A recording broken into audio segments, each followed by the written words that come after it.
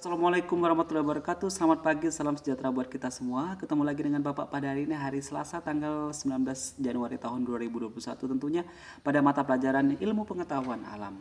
Baik, pertemuan kali ini kita akan belajar masalah jaringan ya.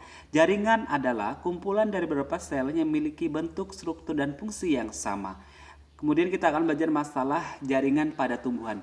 Jaringan pada tumbuhan itu ada yang pertama yaitu jaringan epidermis. Jaringan epidermis ini adalah jaringan paling luar dari tubuh tumbuhan.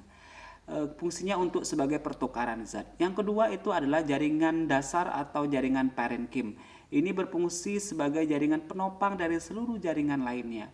Yang ketiga itu ialah jaringan penguat atau jaringan penyokong. Jaringan penguat dan penyokong itu ada dua macam. Pertama ada kolenkim. Kolenkim ini adalah jaringan penguat yang bersifat sementara, ya.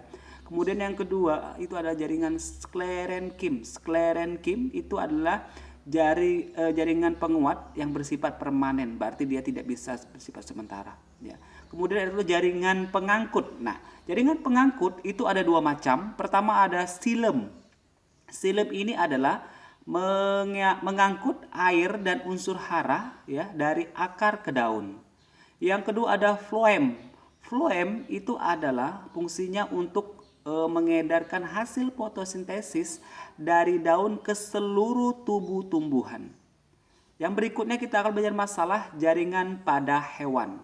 Jaringan pada hewan itu ada jaringan epitelium yang berfungsi untuk sebagai melindungi tubuh, kemudian juga berfungsi untuk menerima rangsangan dan lain-lain. Yang kedua yaitu jaringan otot. Jaringan otot itu ada tiga macam. Pertama ada otot lurik. Otot lurik ini adalah menggerakkan tubuh ya secara sadar. Kemudian ada otot polos. Otot polos misalnya pada usus. Itu fungsinya untuk menggerakkan organ tubuh secara tidak sadar. Kemudian ada otot jantung. Otot jantung ini adalah berfungsi untuk memompah darah.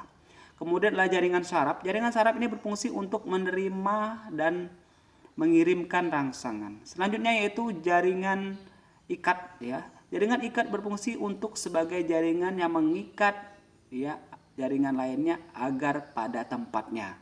Kemudian yang selanjutnya kita akan membahas masalah jaringan darah. Nah, darah ini fungsinya untuk mengantarkan oksigen ya atau mengantarkan oksigen.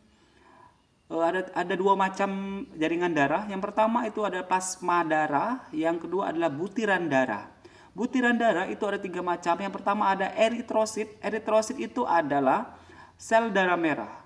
Leukosit itu adalah sel darah putih. Trombosit itu adalah keping darah. Mungkin itu yang bisa Bapak sampaikan sebelum saya tutup. Saya mempunyai tugas kalian di rumah. Yang pertama, jelaskan fungsi dari jaringan pengangkut silem dan floem. Jelaskan fungsi jaringan pengangkut silem dan floem. Yang kedua, jelaskan tiga macam fungsi otot lurik, otot polos, dan otot jantung. Yang ketiga, jelaskan tiga macam butiran darah. Jelaskan tiga macam butiran darah.